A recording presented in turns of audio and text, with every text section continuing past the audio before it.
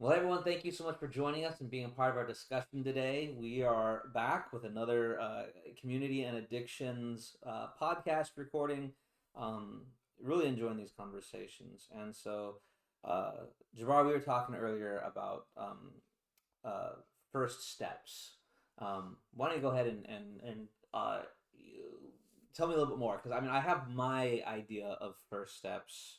Um, the my part of the process, my understanding. But as far as someone who's uh, gone through those life experiences with addictions, first steps mean something completely different. And so, um, share what you can about that, so we can have a better understanding.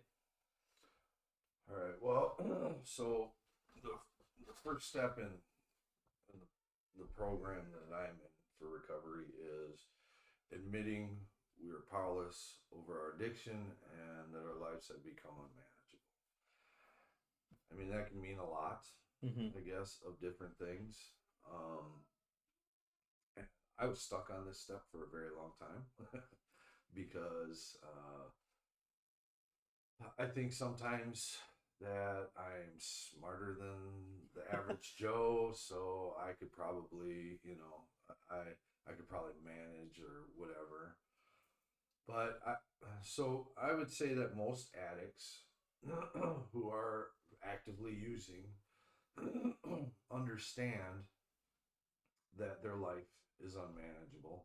Mm-hmm. They, I personally, understood that my life was unmanageable. I couldn't maintain a job. You know, it's kind of difficult when you get off on Friday and then you're up all weekend and go back on Monday. Your faculties aren't Yeah. very sharp, and so you probably make mistakes, or or you just talk yourself out of even going. And so like as far as unemployment or as far as employment went, it was definitely not a some people can manage. Mm-hmm. I was not one of them. But it's not just that. It's a lot of addicts end up jumping from place to place to sleep. Um, they have to find ways to get money that is probably not a good way. Mm-hmm.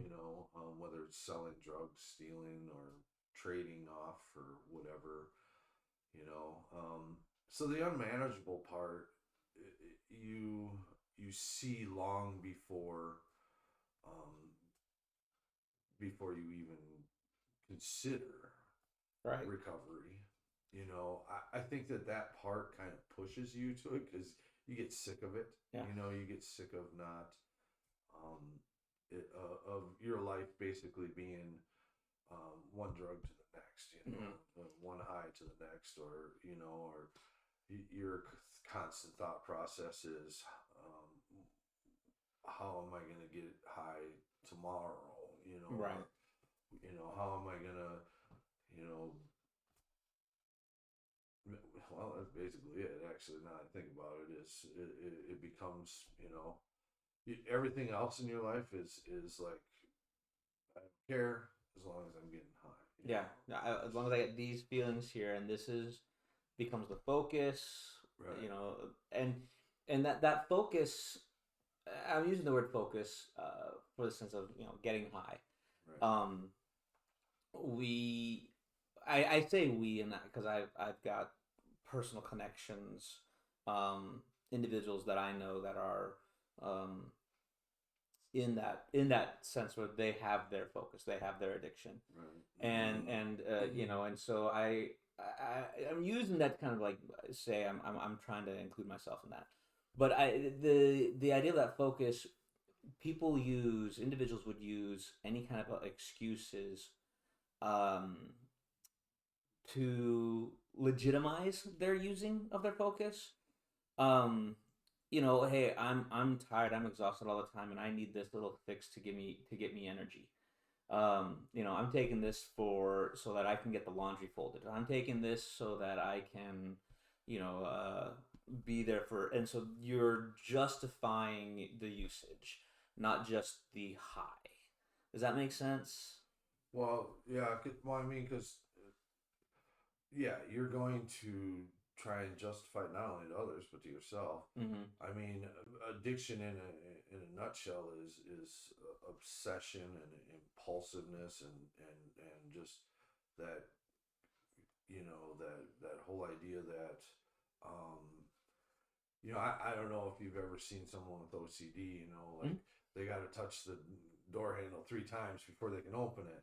And you don't think much of it because it's like, well, they just, well, that's kind of what addiction is it's you have to do this before It's a you can form of open that. that door to do whatever else. So it's It's kind of like, well, I joke with people that I'm OCD. mm, Now I'm not diagnosed OCD, but I have those things that I've got to do before I can move on to other things. right, And I joke about it. right, That things have got to be a certain way with me. But that's kind of the same thing. But with an addict, it's for that purpose. It's for that kind of that connection like you made with OCD and the drug right. usage. And yeah, so because of that obsession and the problem is that you have that obsession and then you're ashamed of the fact that Mm-hmm. that's and then you feel guilty and all those things that kind of twist up inside of you. And so um you don't want people to think that way of you, or you Mm-hmm. don't want them to feel that way, or any of that. So you tend to start lying about it. Yeah. And I think that happens in any kind of addiction, is that you want to lie because you don't want to see people, you don't want people to see it. Right. And so it causes a problem because it like right now, if you were to be like, oh well, I did this so that I could do this, I'd be like, oh, okay, Right. not knowing that behind the scenes it was really about you getting high. Right.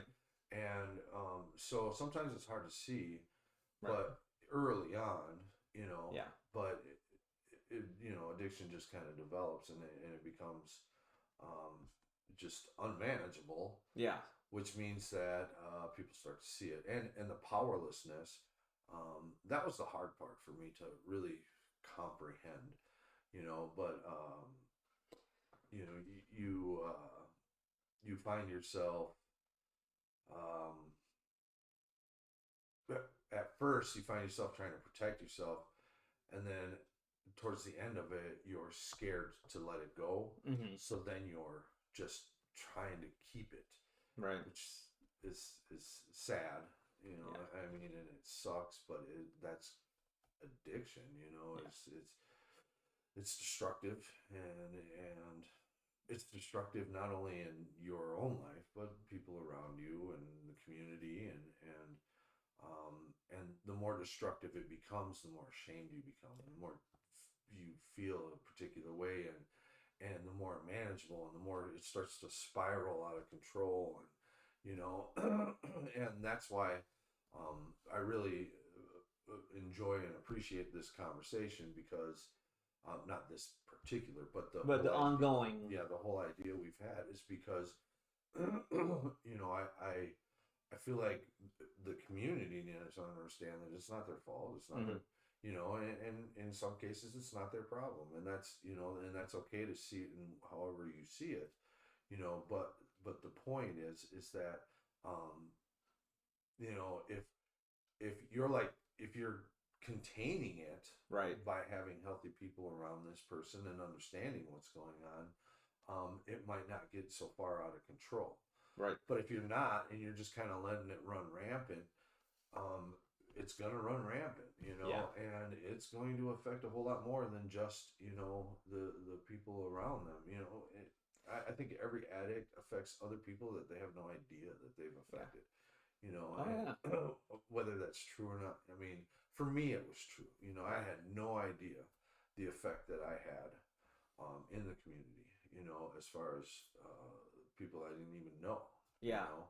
and things like that, and so and that's part of that unmanageable, it, it's me only focused on one thing and not caring about anything else. Well, I'm very visual, and we've kind of established that throughout these conversations that we've been having.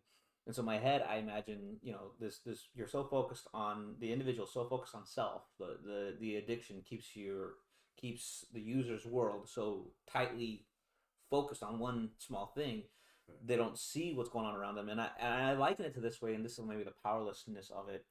Is kind of like those big. Have you ever seen those big elaborate domino setups where they have all the dominoes just stacked and lined up, and one Right. person, you knock that first domino down, and so that's kind of like that user is like, I'm that first domino is me. I'm like, oh, hey, I knocked my domino down, and you're so focused right there in that immediate circle, you don't see this cascading rippling effect, and then by the time you look up and you see it's halfway down the trail, and I can't stop this now.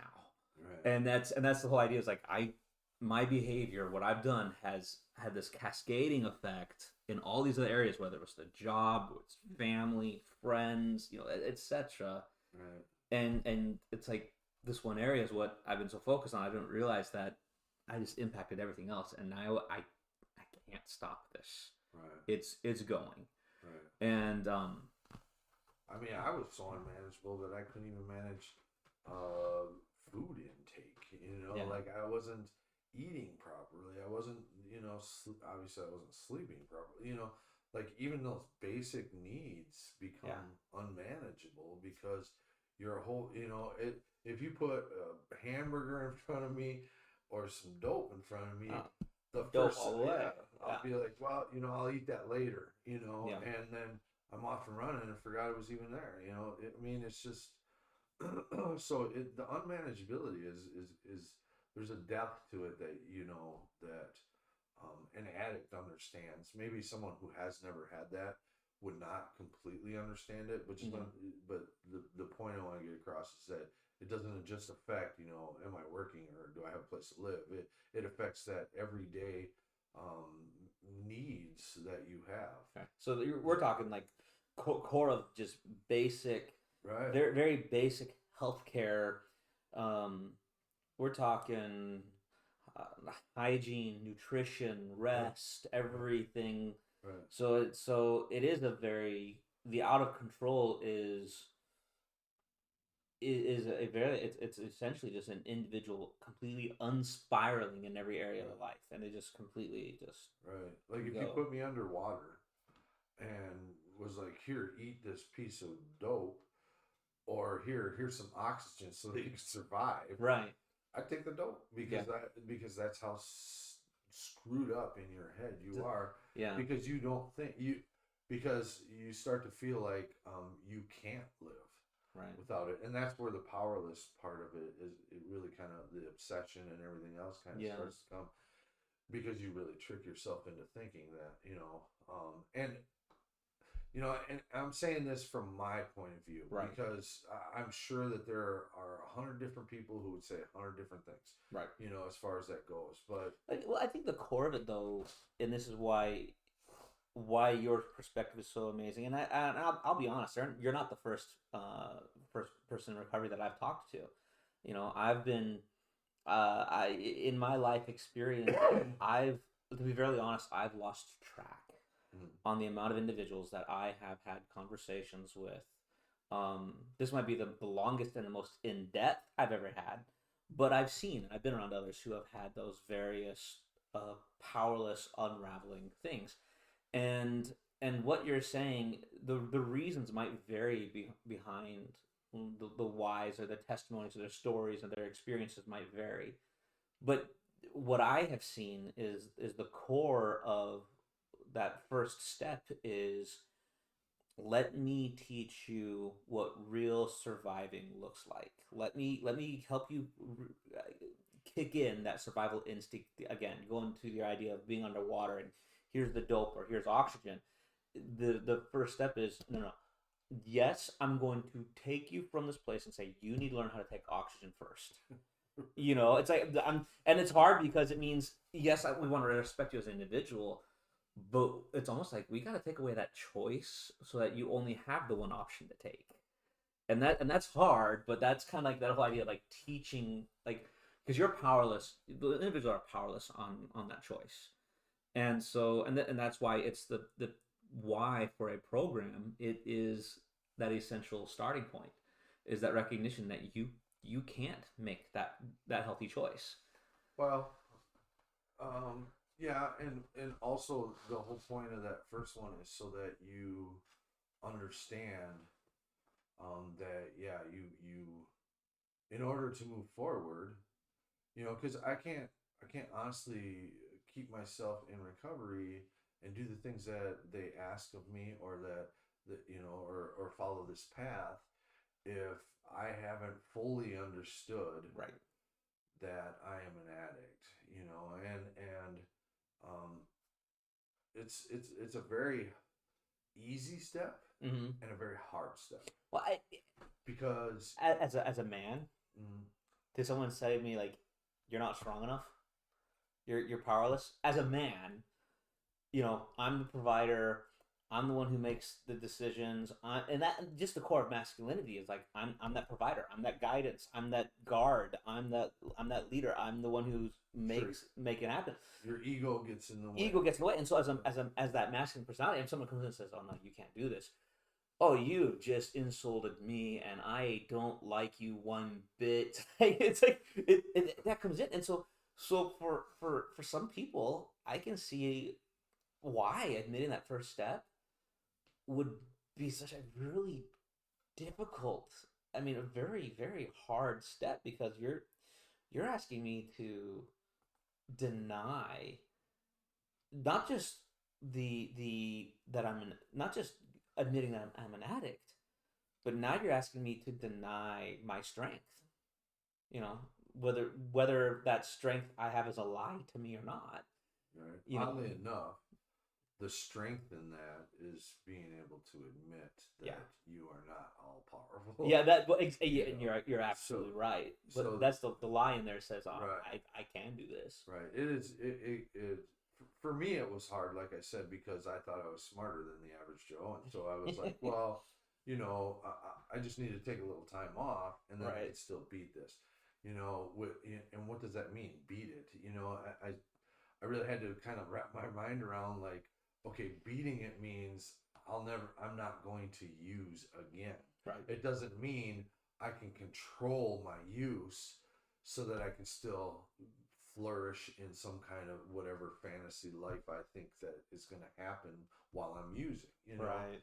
And so it was difficult to understand that. And, you know, like I said, though, most addicts understand how unmanageable their lives are.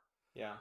The hard part is admitting why it's unmanageable. The hard part for me was to understand that, well, it's this drug, because somewhere in my head it was all twisted up that the drug wasn't the problem, it was just me, Mm-hmm. which there's some kind of truth to that, but Right. but I thought, well, if I just work on me, I could still get high, or I can still, if I can fix me, you know, still getting high is not going to affect that. Right. Well, that turned out to not be true. Right. Because Yeah. the truth of the matter was, in order for me to fix me, I had to fix this first. Right. And the first step to me being able to fix that is to understand that I was powerless. And Mm-hmm. what does that mean? You know, for different individuals, it probably means different things. Right. Because to me, powerlessness is complete failure to manage it, or Mm-hmm. to control it. Obviously, it's it was uh, it was difficult. Yeah. You know, and I know I've spoke a lot about how honesty is an important part of this program. Mm-hmm. Well, in this particular, you know, it, I shouldn't say just in this particular, but throughout the whole program. But this particular step takes an enormous amount of honesty Yeah. for yourself, and because I don't want to look at myself and be like, this is something really wrong with you, and I can't imagine Oh yeah. anybody does. No, no, Nobody's no one does. right. So it was a. It took me a while. It took me a long while, and I know I've said this before, probably maybe I guess I don't know, but really my turning point where I finally understood my powerlessness was when I was sitting in prison and realized that it didn't bother me to Mm-hmm. be sitting in prison. Like how silly does that sound? Wow. To someone who's to a normal individual who has not spent any time in jail or prison, they would think that's insane. Right. They're right. It is insane to feel or think that way. And so I was like, what am I doing? Yeah. And what is the problem? Well, that's at that point as I understood it kind of, it was a process, Mm-hmm. but it finally hit me that the problem was, I mean, part of the problem, because I don't want to get away from the fact that I made choices, Mm-hmm. but Right. part of the problem was me. But the big problem that about me that was causing all this other stuff was drugs. Mm-hmm. So that's when I had to take a real look at what it meant to be powerless over, because Yeah. like I said, I could see my life was unmanageable. I mean, I lost everything. Mm-hmm. There was a point where I was living in a storage unit, a little storage unit, just so that Yeah. I had someplace, to go to get away from everybody else, Right. and it just was the insanity in it all is just it's hard to explain, but it's you know at the time it doesn't feel insane, Yeah. and so I think that when you get away from the drugs for a little bit, you can start to see some of that insanity a little bit better than you could before. I mean, it was insane to me that I was on my way to jail and all I could think about was when I got out where I was going to go to get high. Yeah. Like, how stupid is that? Like, what is wrong with me? And like these are the kind of questions like that would go through my head. Like, what is wrong with me?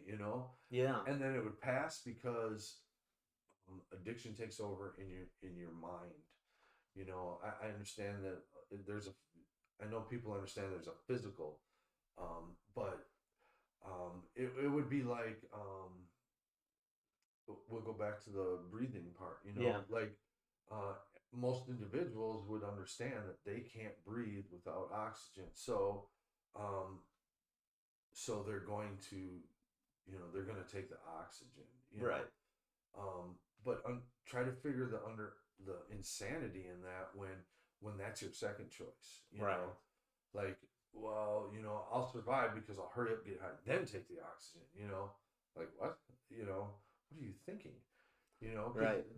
that difference in those, but that's the insanity and the obsession and the just the how powerless you really are in your head. That that that depth where it goes. You But know. here's what's so fascinating about this part of the discussion, and I'm gonna kind of work in about a my perspective as a pastor into this too, Sure. because the what you're describing is so key, and actually, if I were to change the labels on what you're describing, is going to line up with some very key theological Bible stuff. Um, because if we were to take the whole idea of um, the addiction and the drugs and all that, and the dope or whatever, and say, because it is essentially governing your life. It's ruling you. Right. It's like you're gonna make choices, but your choices are gonna be centered around this, and this is what you're gonna be your first choices, and I'm going to have you so wrapped up that this is going to be your only choice, Right. is to go in these things. Right. And what's interesting, if I were to take that and say, okay, well, let's change the label here, and call and say that is um, sin and flesh. That is unrighteousness. That is the junk of the world, and that we allow that sinfulness, and sin is an archery term. It means to miss the mark. It Right. means to offend a holy God, and that stuff starts. overshadowing us, ruling us, making us do things we don't want to do. It like drugs. It's pleasant in the beginning. It's amazing. It feels great in the beginning. It's we get entrapped by it, but then it starts really rearing its ugly head as it gets worse and worse. Our lives become more and more unmanageable, and we find out that all our living is just to feed this grotesque thing that's just attached ourselves to us and is growing on us and just governing our lives, and that we are powerless over it. We have no ability, no power over that junk. And it takes a that recognition that I am powerless, and then a reliance on somebody else, something outside of us, to pull us out of that mess because we are powerless in and of ourselves. And so when it comes to sin, that's where Jesus comes in and Christ comes in and he says, I've come, I have died and rose again so that I can take you out of the sin of this world and I can give you new life. And so his death on the cross and his resurrection is what is allows us to have that. He has that power to pull us out of that mess because we can't do it ourselves. Kind of the same idea here with the junk and the drugs and the drunk and the drugs and all the addictions. There is we're powerless. It's governing us. It's ruling us, and we need something outside of ourselves to get us out of that mess. But in order for us to make that process, that thinking to get out of that mess, we do have to admit that I am powerless. It is ruling me, and I need help. And Right. that's kind of so I see those two scenarios side by side in that. Right. So if you, I mean, just kind of to get in line with what you were saying so if an individual who doesn't necessarily have addiction but is looking at the church and if they don't even acknowledge the sin, um, what are they doing? Yeah. They're you understand what I mean? Yeah, Like yeah. Well, so you could choose like because you there's a can't great get out of your sin. You yeah. can't get out of it if you can't even see it. If you can't Yes, even admit it. you have to admit like so like even with the church and with sin and all that stuff, you still have to admit that you're a sinner. You still have to admit that you're powerless to it. Right. And but there's a whole community over here saying, you want to come into a treatment, you want to come in and get the help and come into this process. We will come alongside you, and there's a whole community for that. Right. And it's kind of like the same thing over here on the with the addiction side of the conversation. Is a you're powerless. You need to admit, but there's a whole group of admitters over here Right. who, yes, you know, we're I'm still an addict. I'm in recovery. Hey, I'm a sinner. A sinner. I've just been forgiven. And there's this whole There's a connection there's to a that. connection to it, and it's So but the whole idea though that first step is that admission that I'm powerless. I can't do that, and that's a very humbling thing. it is. It really is. And what happens for someone who uh, tries to get into recovery and then they go back out and use is that they think that they can't do things Hmm. without that drug, without getting high.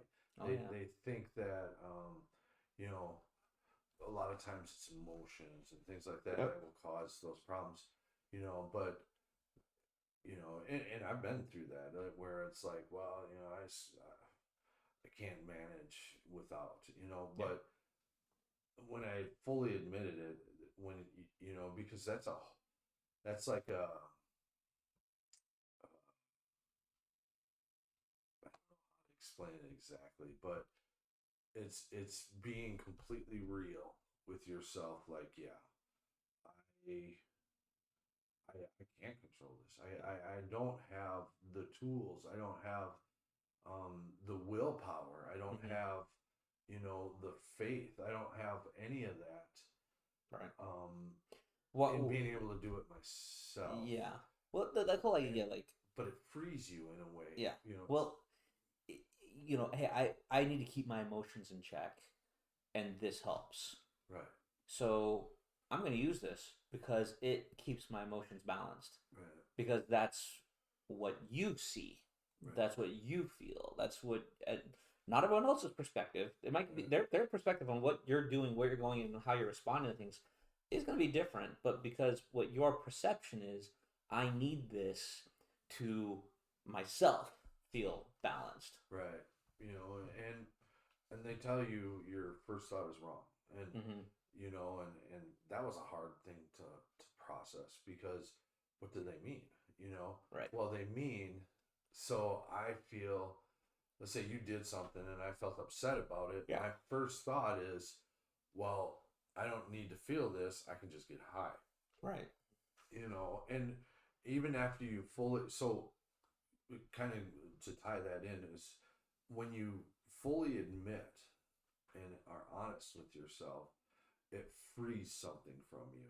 You know, Yeah. there's you feel differently about okay, maybe I can do this. You know, and the reasoning behind for me was that I was honest with myself, Right. you know, not anybody else. Because to be honest, it doesn't matter what, you know, when you're starting recovery, it's not about anybody else, it's about you. Mm-hmm. So you have to take a real look at yourself and a real look at, okay, you know, I've tried and tried and tried, and I just never could. Right. I just could never gain control of this addiction, you know. So when I finally was like, okay, I can, I just can't get control of it. It's beyond my power, you know.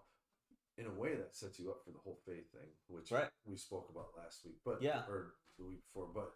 But um, but when you get kind of free from that, you know, um, you at least are able to catch glimpses of what it could be. Mm-hmm. And that's why they tell you your first thought is wrong because your mind is still trained Right.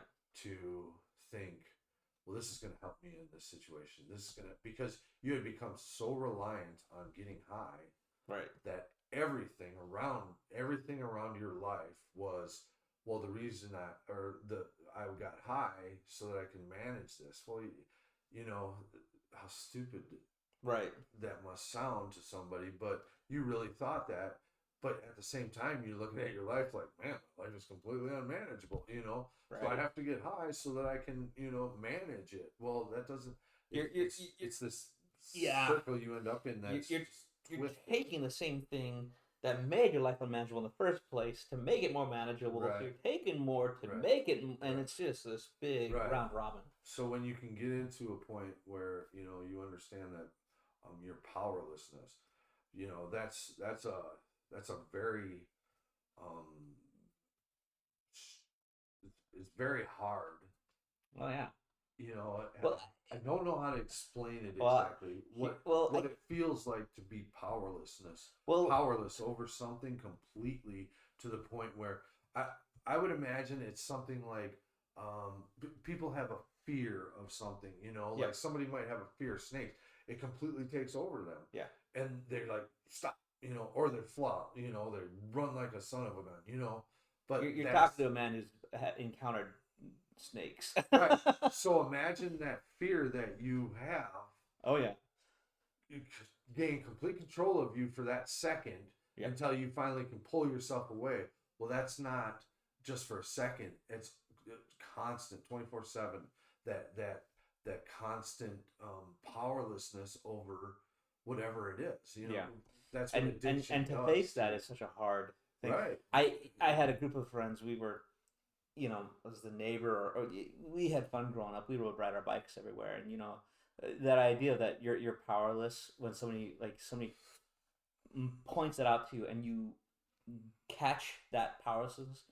We would ride our bikes, and it takes that one idiot kid that when her buddy rides by their bike and they throw a stick in the front spokes of that front wheel, and it catches the bar and it just launches the kid into the air because it stopped the bike mid ride.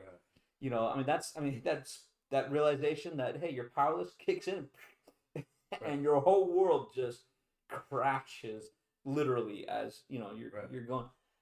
That's what I picture that moment like, Right. and like you say, the whole idea of like that fear comes in, that it what feels and looks like a second, but the perception is it is such a long ongoing Right. struggle of fear of I can't be powerless in this. Right. So I think part of the reason why I want to talk about this was because there are people who don't understand that, and why would they? Or Mm-hmm. how could they possibly? Because not everybody is, is an addict. Right. And and so because their lives have been different, Right. they are like, well, why can't you just make that choice to stop? Right. Why can't you just do this? And it's probably a little bit baffling in their head, Yeah. but that's the only thing that I can equate it to is like if you have a actual phobia Mm-hmm. and and you have that fear for that. If you think about that moment when you had to face that fear, that one little second, that is being powerless because and then you might make a choice to get out of it. Yeah.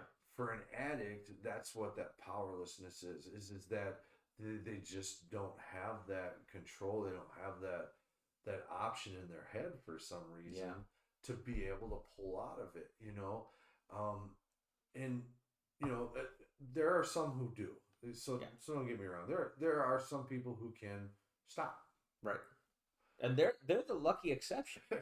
And they've been addict. They're an addict, and they just were able to stop. I don't know what for them Right. was the key to that or whatever, because that was not how it worked for me. and Yeah. and so for me to be able to really look at my unmanageability, I really had to understand the powerlessness that I had, Yeah. which means I really had to take a look, be honest, and admit to myself, that I have no control over this. And once I was able to see that, is when was able to address some of the unmanageability in my life. And it wasn't easy. Mm-hmm. Don't get me wrong. Like, it doesn't just start like all of a sudden like, oh, well, I can fix all this. No, Right. no, I had to relearn. Yeah. I had to relearn a lot of those things. But to get back to it, without that first step of me being able to understand that I was an addict, Mm-hmm. I would never been able to do anything else. And there's they say the results of addiction is jails, institutions, and death. Right. You know, but there's also one other result, which is recovery. Yes. So you have to fully understand that if you're going to remain an addict, that those are the things that'll happen: jails, institutions, or death. And that seems completely unmanageable to me too. Right. And But the why am I powerless over the whole yeah. idea that would happen? Like, why wouldn't I be able to make a decision? So those kinds of things you really have to wrap your mind around that idea that that's how powerless you are. Yeah. There are no other avenues for you. You're going to die probably from drugs. Right. You're going to go to jail probably from drugs, or you're going to go to a mental institution because of drugs. But the whole idea is you're powerless to the unraveling Right. that is happening, and you're spinning out, and so you're like, well, I'm going to choose to end up in this place. No, you're unraveling in such a degree that unless you realize that you are powerless and that you need help, you're going to spin out, and where you're going to end up is not in your control. Right. Right. It's and that's the hard part. Is like you are not in control. Your choices. You're not going to have the choice to sit there. You have got to remove that The you've got component that's holding you in this. yeah you got to remove that component. You Right. got to and yes, you are powerless to do that because it is controlling you. So you need to find that that that additional component that says I'm going to pull you out, whether it's recovery, whether it's whatever No. whether the church or whatever. You got to have that you're powerless, so you need something that has the power to pull you out, and it cannot be what puts you in that spin in the first place. Right. And the the worst part about all of that is that, and I'm sure anyone can relate to this, is that we tell ourselves that won't happen to me. Right. You know, but it will. Well, even I even mean, even as with family or friends, it's like, well, okay, not my family, not my group, right, not my right, not myself, not my community. right. And then when it happens, you're like, well, how did that happen? Well, Right. guess what? It happened because it can happen It to can you. happen to anybody, Yeah, it's just it doesn't it surprisingly it doesn't take a lot. no. You just wake up one morning and you're like, oh, this is an issue now, Right, and you find yourself in that place. I'm like, okay, and that's where again, like the core of these conversations is the healthy community will say, okay, they have no power. What can we do? And that's where the community comes in and steps up to the plate and says, we are going to stop this from happening to you. We're gonna and now again, it's still I'm not I don't want to take away the addict's responsibility of admitting that they're powerless. right. So they still have to make that admission. But the community needs to say, we will do what it takes.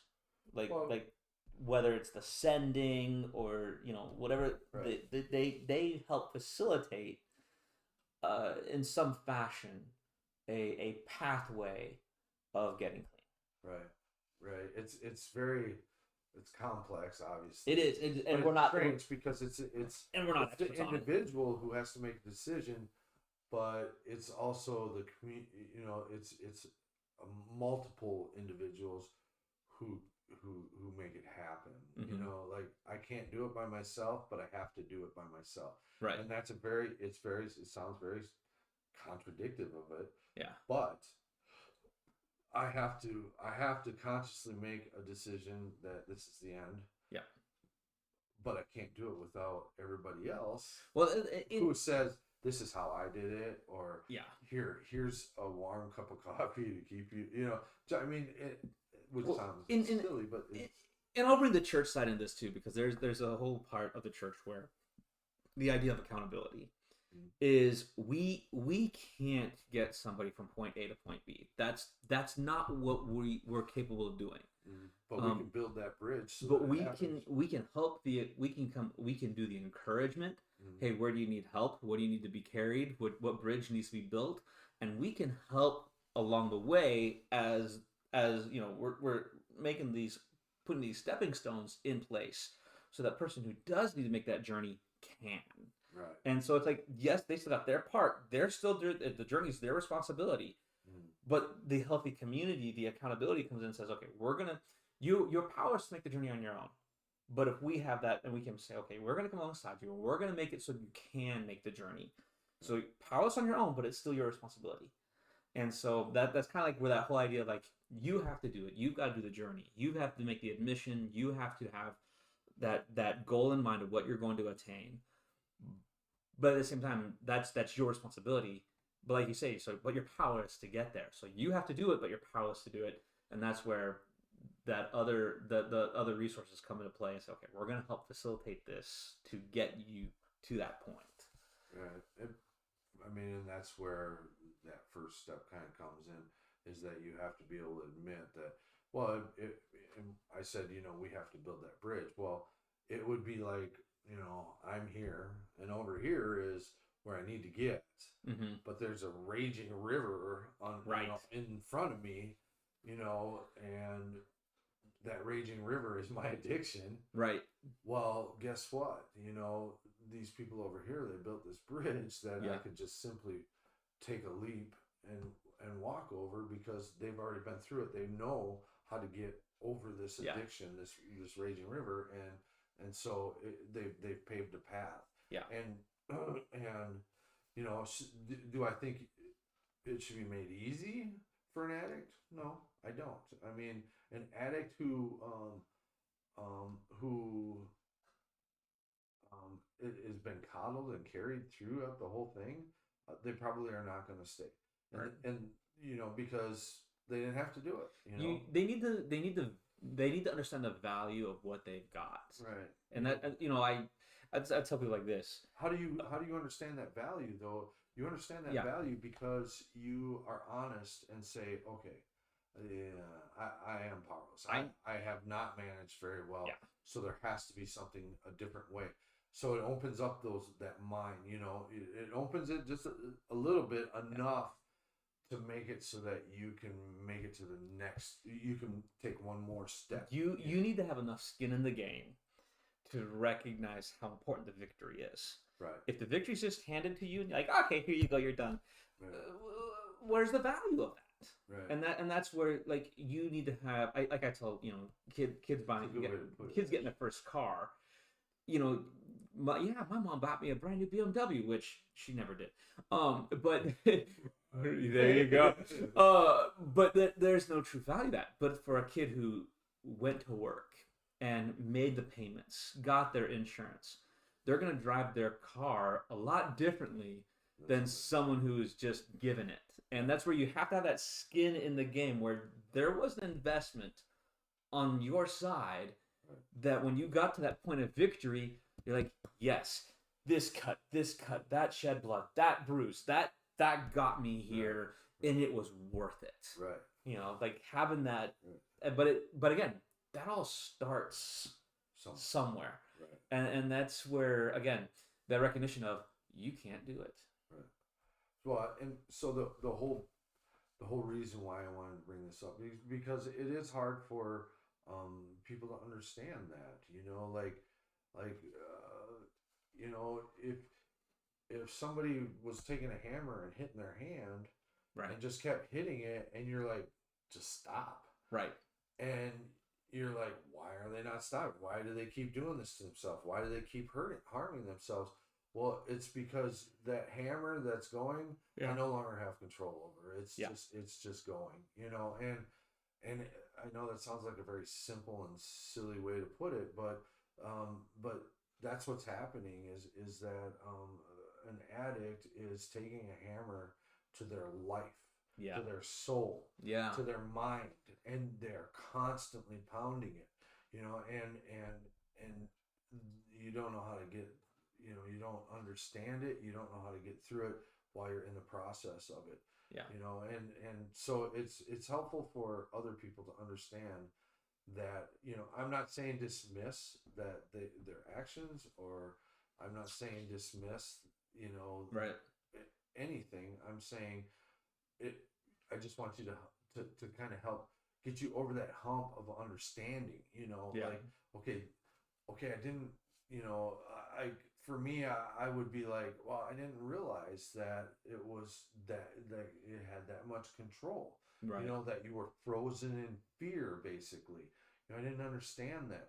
Well, I did, but I want somebody able to kind of look at their own thought process and the way that they felt about it, and because it affects them, and understand that my thought process was never to be like, I'm gonna harm you. You know what I mean? Never was that the thought process. It was, I was so obsessed and so involved and so focused in just this thing that my actions and everything else were, not that they weren't my own, my own actions, but it never got past the whole idea that it might harm somebody else. You're the whole world, the whole world, and when I say the whole world, I'm talking behavior, I'm talking thinking, the way you process information, the way you perceive information, is so centered in this bubble of addiction that you're not considering or even thinking or even able to process what's outside of that world. Right. Even though I knew I was doing things that were harming others, Right. they were faceless. They're faceless. Everything was not. God, it's so hard to explain. It wasn't. If I can share maybe my little bit of understanding of Sure. this, I'm a fish out of water wherever I go right now. I grew up. I right. Hey, that's such a leap. I grew up in Washington State, and when I left right after I got married, and we moved to Tennessee. And we were in Tennessee for about 7 years, and then we moved to Texas. We were in Texas for 5 years, and now we're approaching 6 or 7 year mark here in Minnesota. And so I've been every which way, and so I've been away from home from Washington State for so long that if I were to go back, it would feel like a different world to me. Right. But every time I go somewhere else, I'm not a local. So I am not, I have a different perspective when I go places. Right. And so living in the Northwest, going through the Deep South, living in the Midwest, it's so unique, and the perspectives that I can bring. But even get this, the smell of the air is different in every area. Now I'm not talking industry. I'm just talking straight up. Just if you stand on a mountain in Washington and breathe the air, it's gonna smell different. Right. No business. I'm talking just the air. It's gonna smell different there than it does in Tennessee or in Texas or in Minnesota. Right. It's completely different. And people don't, because if people have not been in that environment, they they they cannot perceive what that's like. You know, I grew up around people who, for fun, would run up mountains. That was their exercise. They would run 4 miles up one mountain to the peak and then run 4 miles back down the mountain. And that was their excitement and exercise for the week. Don't ask me why. That's not me. Right. But there's a perspective in there that the environment produces that, or learned behavior produces that. And so for people like such as the addict, you're in such a bubble that that's your world. And so you don't think about other people. You don't consider how negative choices are impacting them. You don't think about, well, why don't you just stop? Because the free air says, well, stop doing that. But you haven't breathed the free air. And so it's like, well, no, it's going. I can't stop this hammer from hitting my hand. This is just the way life is. The free person says, well, stop it. You're hurting yourself. The addict says, no, because their bubble, the world they've lived in for so long is this. And they can't process that outside. And so for those of us outside, it doesn't excuse them. No, it doesn't excuse it. I don't. Yeah, it doesn't excuse it, because the harm is still being done. Right. Like, yes, they're still making a foolish decision, and they do need to stop. They are right. We're just saying, like, you have to get that their mind is not processing and perceiving things the same ways yours is. Right. We're very much individuals with individual stories and individual learned behavior, from conversations to attitudes. Everything is all learned. And that environment has made this person learn in such a way where that's their bubble they're in. Right. And you have to be, this is where it's hard, is connecting the dots. How do you get the addict to stop swinging that hammer? And that's the hard part, because one, the addict got to realize they're powerless to stop it. And then two is, that's where the help has got to come in. That's the whole recovery process. This whole idea of lengthy recovery is, we're trying to help you stop swinging the hammer. And that's where it becomes very individualistic, because your story is this way, that person's is that way. And you've got to come alongside with the help to help take that bubble that they lived in and say, okay, welcome to the rest of the world. You know, and so maybe that might be at least my understanding. But again, I grew up in a Christian home. I grew up in a certain environment where I never experienced drugs in home growing up. My family, I did not realize that my parents would do certain things until after I was an adult myself. You know, we never had alcohol in the house, and so the first time I saw a glass of wine in one of my parents' hands was at their business party, and I brought my wife, who was my girlfriend at the time, with me to this. This was me in college. You know, I was like, that's the environment I grew up in. And so a lot of my experience since then has been with community, been with people who have walked through the trenches and perceive this. But then you understand, my thinking comes from a very different environment than everybody else's. Right. And so kind of explaining myself a little bit with a taste of my testimony in there, my story. But yeah, that's kind of that understanding of why we have to So put ourselves in other people's shoes. you know what's funny about you being a fish out of water, because you've done all the been to all these different places, is that every single place that you've been, addiction is the same. Yep. So they're not out of water. No. Well, and that's the I thing. will find another addict no matter where I go if I'm using. Yep. Or if I go to recovery, on the recovery side, I can go anywhere and it's the same. Yeah. Because it's like I said, there's a path. That bridge has already been. Yeah. Somebody's already made that bridge. Yep. And everybody understands that, and so they know that. I mean, your path to get over that bridge might be different. Somebody might be walking this this, Somebody might go straight through. Somebody's holding on the rail, whatever, But the point is that in order for me to even take a step onto that bridge, I really had to admit to myself that I have an addiction, and there's so much that goes into that, like the shame. Yeah. Not to other people, but my own shame. Oh yeah. Of wow, I messed up. I was really, Yeah. like what the hell? Yeah. Well, and shame is such a screwed up feeling. And like you say, because it's you picking at you. Well, and that's the thing. What I mean, and that's not okay. No, it's not. Well, and that's like to go back to my travels.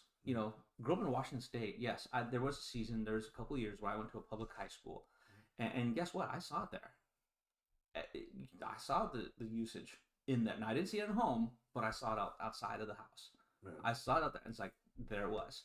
I saw people have to go through that. I saw people have to enter in recovery. There was a young woman. I don't even remember her name. She was, but it was foreign to you. It was foreign. It was foreign. Like you could see. Oh, yeah. It was different. Well, and even then, I think there was a young woman. You probably had a preconceived idea as to what that meant, right? And everything else, and that's great because it helps me. Yeah. Well, I tell people the whole idea why we're doing this is because there are a lot of people who that is foreign to, and they have a preconceived idea what it is, right? Or they just have no feeling whatsoever about it. It's just, oh yeah, that's just how they do, Yep. And the point for me in this is to help bridge that whole idea that that's not what it is. Right. There's it's a life first of all to start with, and how can we touch that life? Well, you can't touch it if you don't even see it, if you don't know anything about it, if you don't have any kind of understanding. And I don't mean that experience kind of understanding, because I don't want to see anybody go through that. It's hard because as a kid, there was one young woman, and I say young woman. She was a teenager, so but at the same time, I was maybe 10 or 11, and she was 16, or I can't remember the age, but she needed to go to treatment. And she didn't have a driver's license, and so my mom would take us kids, and we would take her to her treatment center. Right. And so I remember being a part of that, and taking her to those every other day, a couple times a week, those meetings. Right. And then I also remember, when we were youth pastors in Tennessee, we had a young girl who grew up in a home where they were cooking, and my wife was mentoring this young woman, and the police arrived at the place where she was staying, where her parent was cooking, and she lost everything because of what the drug was, and all she had was the clothes on her back when she went to go stay with other family. And so it's like one of the things I tell people too, with going all over the place, is what I've seen is that the problems that people face is universal. Yeah. The nature of addiction, not the individual stories, but the nature of addiction is universal. And that's something that I've noticed, and that the destructive nature of it, the spiraling out is universal. The same stuff I've seen here in Minnesota is the same stuff I saw in Tennessee, the same stuff I saw in Washington and in Texas. Mm-hmm. It's, you might call it a different label, you might have a different thing, but it's the same Right. beast. Yep. And that's where it's like, we got to do this first step. Admit that there's a problem, admit that you're powerless, and Mm-hmm. that's such a huge component, that because that Right. way when you make For that the addict. admission for the addict, But it's also, you know, so part of the other part of this is that it's also a big step for someone who surrounds the addict, or yeah, someone who wants to make efforts towards addiction or whatever. Is you have to you kind of have to admit to yourself that, you know yeah, what, they might not be powerless or manageable, but guess what, I'm not powerless over that either. And yeah, so how do you work around that, and what do you need to do, but at least it opens up your mind a little bit, so you can um, maybe have that you know that one idea that might change the whole right, thing, and I don't know, because I don't, you know I wish I had the solution yeah, that was magical. I don't feel like there's any kind of magical solution, but I think that, again, when we first started this, the whole idea was how can we get the community to stop blindside, stop, not seeing, stop not really shining a light on it, yeah, become a little more healthy, so that this isn't a, so maybe we can kind of box it in a little bit, right, so that it can't get out of control the way that it has been. yeah, I can't imagine anybody who looks at the paper um, is happy right, about what is going on, because there's always some kind of death, right. overdose, all different ages, Oh yeah, just ridiculous. And why is all this stuff happening? Well, yep, guess what? It's happening because an addict is powerless over their addiction, and they're gonna keep hammering themselves until they're dead, yep, or until somebody stops them, like law enforcement. Or is there another option? And that's kind of what I'm exploring in this conversation. Is there another option? Is there something else that we can do? yeah, And I don't know what that is, but if I can inform someone of, this is what it's like, this is the things that we have to do as an addict, and these are the things that we think, and and that maybe bring you over that hump, that there are going to be other individuals who can think past that, yeah. and Well, and see some sort of solution yeah, that might restrain some of the deaths, and the, yeah, and maybe even stop them from hammering their lives. I don't know. yeah, And so I really want to get that point across, is that I don't know. yeah, I'm not, I'm not, I don't have that solution, because the solution that worked for me was, I had to go to jail. I yeah, had to go, and then I had to get in recovery, and I had to really take it serious, and I had to do what I had to uh, do, you know. But how can we get to that addict, so yeah. that they don't have to go through some of these painful and destructive ways? Somebody else might have that idea. I can't think Yeah. past that, so No, I don't know. and that's why I love the multitude of churches in our community, Mm. because there are a couple churches that have got some programs, things that they're doing, It's a ministry that's going on. Yeah. ministries that they have that are aimed at tackling the the drug issue Right. in our city. And my prayer is that other cities have the same multitude of resources. And I've had people say, well, why are you doing a podcast? Why are you not doing this? Why are you not partnering with that? And it's like, you know what? Those other ministries are great. Right. And I'm glad that they're here, and I want them here. They need to be Right. here. But at the same time, I don't want to copy, and I don't want to have the same thing that everybody else is doing. Right. And I want to increase the options. I want to increase the opportunities. Right. And so, do we have um, Narcan, the fentanyl, the high robber of the drug that cuts out the high?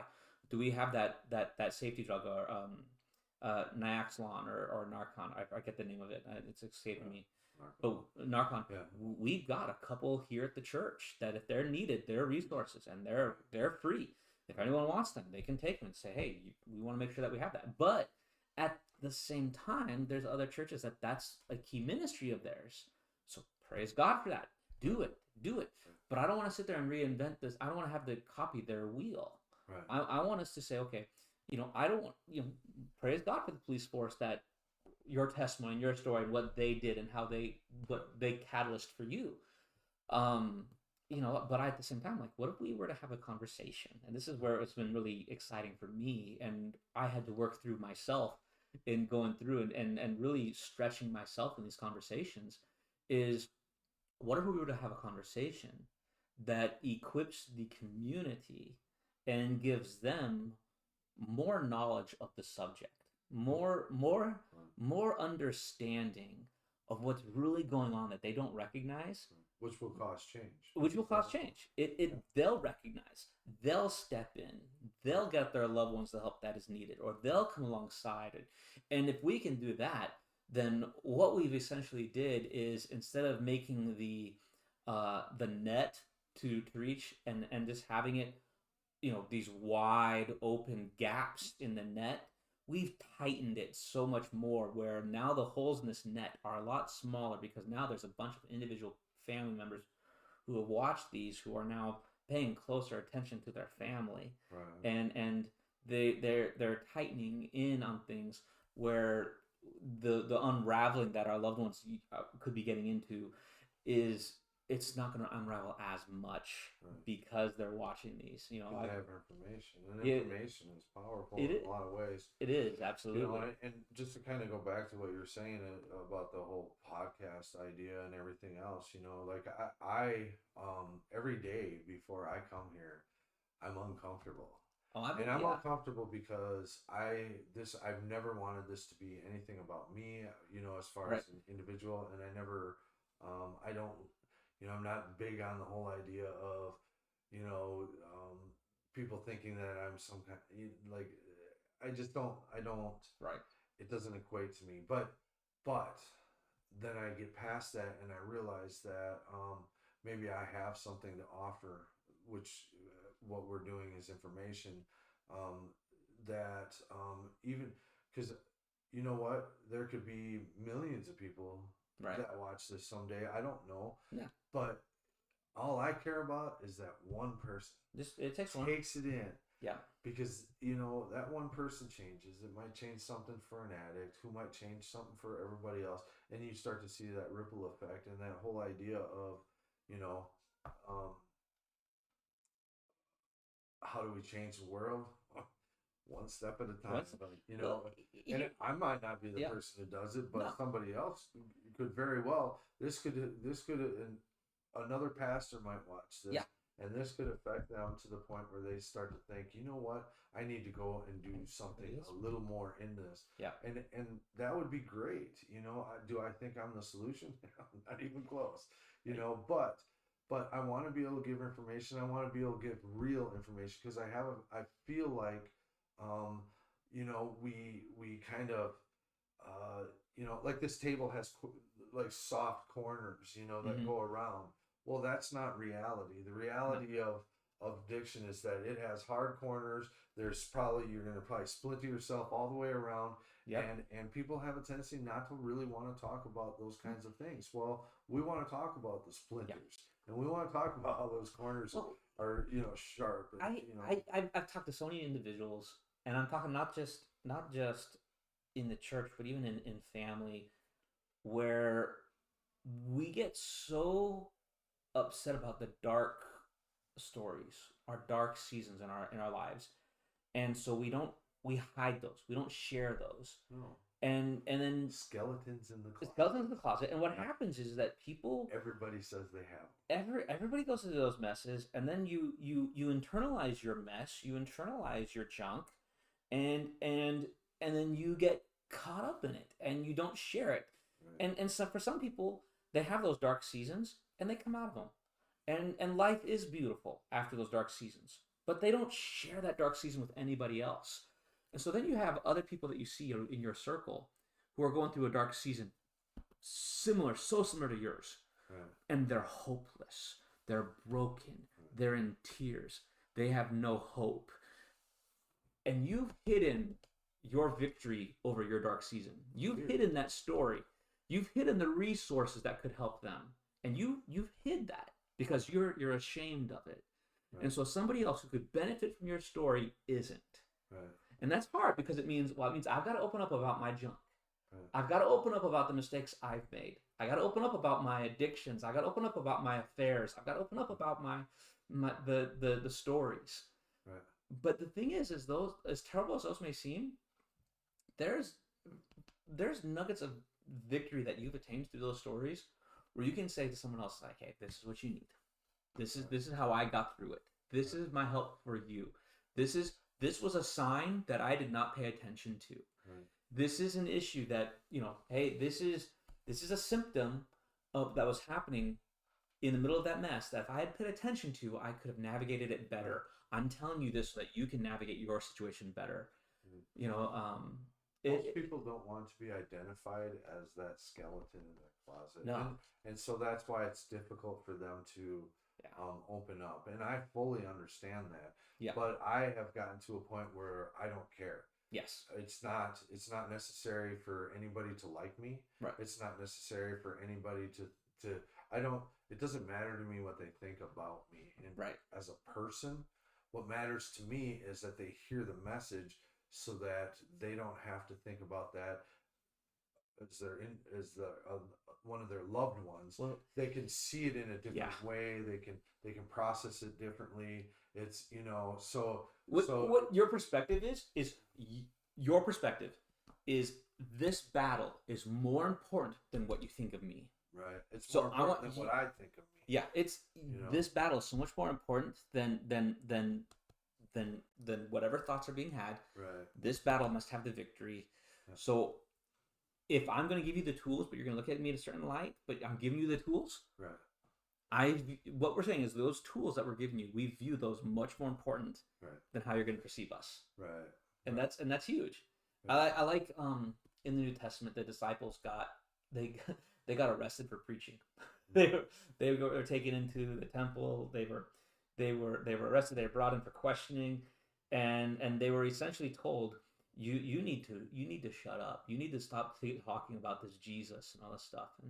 And I love the response. The disciples, they looked at these leaders and they say, well, we must obey God rather than man. Right. And that the whole idea is that battle is so much more important than what your perspective, what our perspectives are.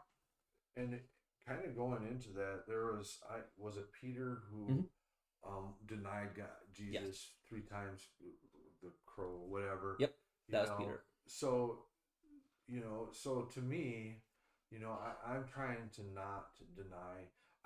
It's hard sometimes. Oh yeah. To be like, no, this is what it is. But I'm trying to stay away from that simply because, in the end, I'll be forgotten. Right. And I'm okay with that. But in the end, maybe there's an impact that is meant to be had. Right. And you brought about the other churches and how they're doing things. And I would love to see all of the church. I would love to see that become a community as well of people who are trying to address this issue in the different ways and put it together because, maybe that's the key. I don't know, but I feel like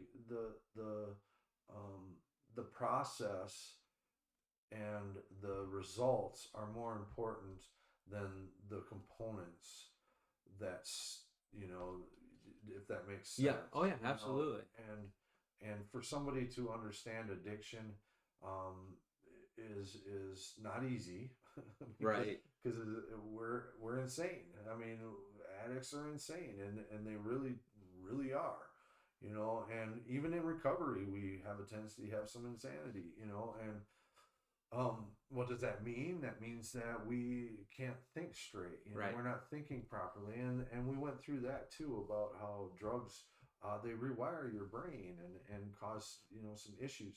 So um, so for me to think past the recovery and past the addiction is hard for Mm-hmm. me because I can only see what I can only see, Yeah.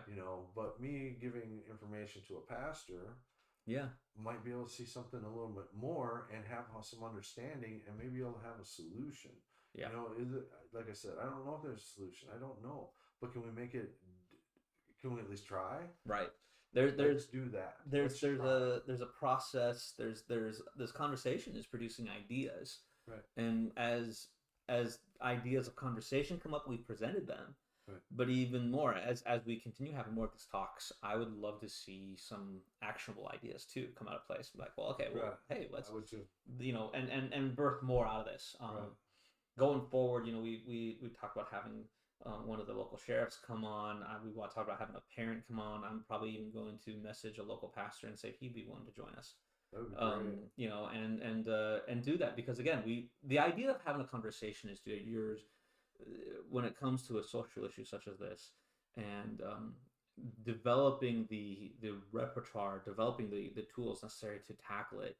There's benefit. The Bible talks about there's benefit in counsel, and so having people come together and ask questions and bring their perspectives to the table is such an important part of this, and Right. so it is really good. Um, it's well over an hour in our Yeah. conversation, so we're going to be Yeah. wrapping this up. Right. But we're hoping that you're receiving these tools and that you've been enjoying these. Um, for those of you who may know us a little bit more deeply than just the standard video, we love you. We thank you for your support, and we're so thankful that we can come as a resource to everyone in this community and that is watching these and feeling equipped by these videos. So we hope that you're having a wonderful time, that you enjoyed a great Thanksgiving, and that you're gearing up for Christmas and the New Year's. And so until next time, God bless. Have a good one. Bye bye.